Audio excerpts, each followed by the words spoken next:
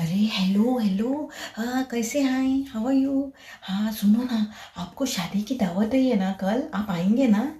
हाँ क्या पहन रहे हैं? हाँ हाँ हाँ, सेम टू सेम। हाँ मैं भी वही पहनूंगी फिर। साड़ी कौन सी कलर की? Okay done. आप ब्लैक पहने, मेरे पास भी ब्लैक बहुत है और मुझे ब्लैक बहुत पसंद है। ठीक है ठीक है, मैं पहनती हूँ। अरे अरे सुनो सुनो, रुको मत रुको मत। कल खाना खाएंगे ना, मस्त पेट भर के खाएंगे, हम मस्त खाएंगे। पर एक काम करो ना, डिब्बे भी लेके आना चार पांच भर के।